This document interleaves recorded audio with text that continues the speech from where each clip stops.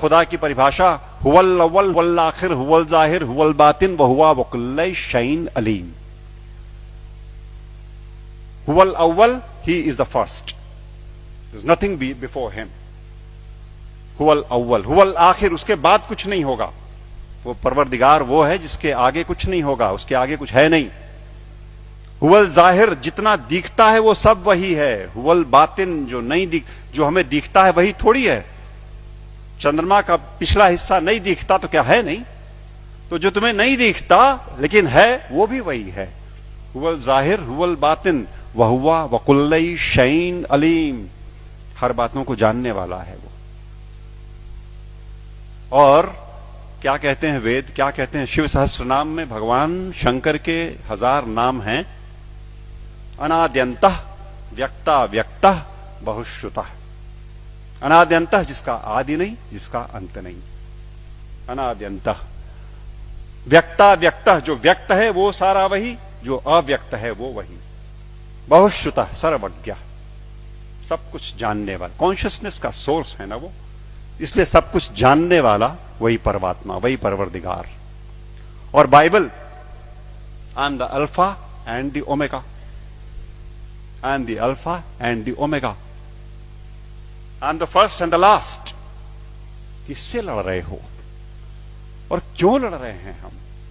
हम क्यों नहीं कोर में जाते और उन एक बातों को देखते जो एकदम एक तरीके से डिफाइन करता है उस परमात्मा को, और उसको छोड़ करके हम छिलकों पे लड़ाइयां लड़ रहे हैं। गूदे छोड़ करके हम छिलकों पे लड़ाइयां लड़ रहे हैं, जाने गंवा रहे हैं, दुकानें जलाते हैं, शहर फूंक देते हैं, और अपने इस देश की और आसपास के पड़ोसी देशों में भी तबाहियां कटी हुई हैं छिलकों की लड़ाई पे।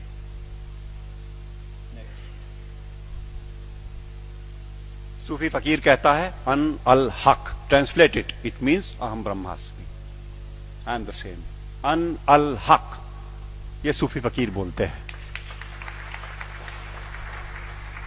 लेकिन हम हैं कि लड़ने से बाज नहीं आने वाले। हम हैं वो इसे नहीं सुनेंगे, न मानने को तैयार होंगे। वो वही बात होली बाइबल जब कहती है कि I am the way the truth and the life, no one cometh unto the father but by me. But by me means through the soul, जो हमारे अंदर वो ज्योति का पुंज है, उसी के थ्रू रास्ता अंदर जाएगा। एक बात और, वेद कहते हैं न तस्य प्रतिमा अस्ति यस्य नाम महद्यशः, उसकी परवरदिगार की कोई मूर्ति नहीं बन सकती। वेद कहते हैं। निराकार ब्रह्म को जब परिभाषित करते हैं तो कहते हैं न तस्य प्रतिमा अस्ति यस्य नाम महद्यशः। गुरुजी बैठे हुए हैं, कुछ अगर खोट हो तो टोक देंगे। वो जो मूर्ति पूजन गलत नहीं है, अपने हिसाब से उन्होंने कहा वो इनिशियल स्टेजेस में आपके लिए ठीक है, करो आप, भाव आपने वहां प्रतिष्ठा की, आपको परिणाम देगा। लेकिन सच मायने में जो निराकार पर ब्रह्म है उसकी मूर्ति वूर्ति नहीं बननी। तो बातें फिर वही सारी की सारी, जहां एका है वो देखेंगे नहीं, जहां झगड़ा है वहां बैठे हुए हैं, वहां हथियार निकाल लिए हैं। नेक्स्ट, सच बात तो यह है कि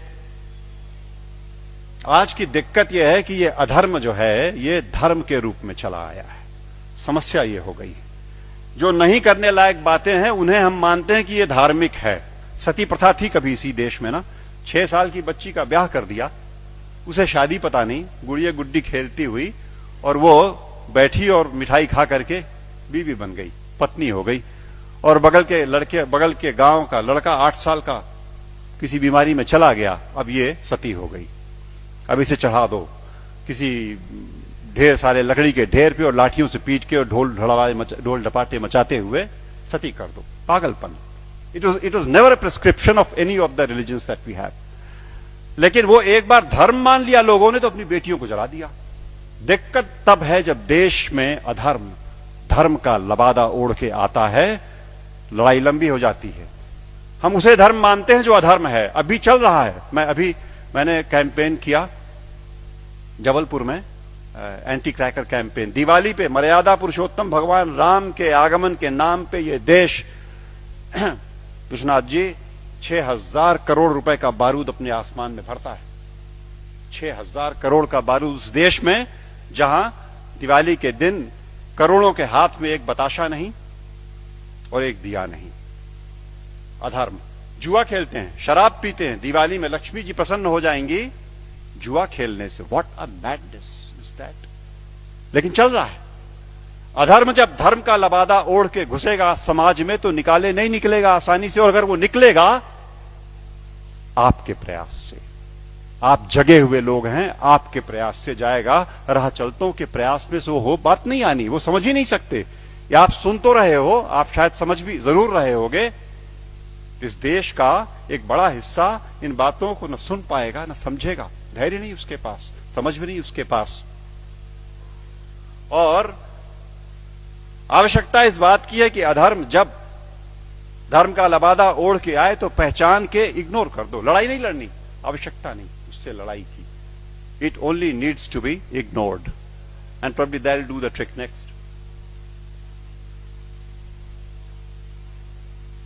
सच बात तो यह है कि हम, जैसा मैं कह रहा था, कि हम छिलकों की लड़ाई में लगे हुए हैं, गूदे की ओर ध्यान नहीं दे रहे।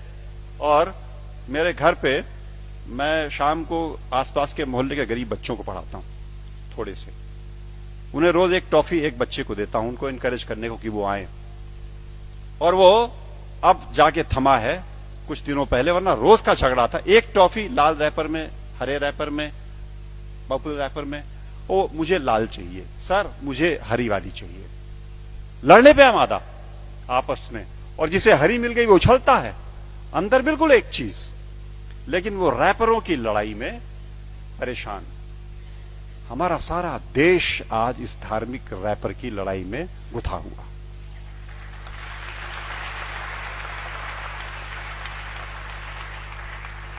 और यकीन मानो आपकी वो परवरदिगार ऊपर से देखता होगा तो बड़ा हंसता होगा। ये मनुष्य मेरा इंटीग्रिटी और मेरा कंपैशन लेकर के पृथ्वी पर मेरे नुमाइंदे बन करके इन रैपर्स पे उलझे हुए लड़ रहे हैं।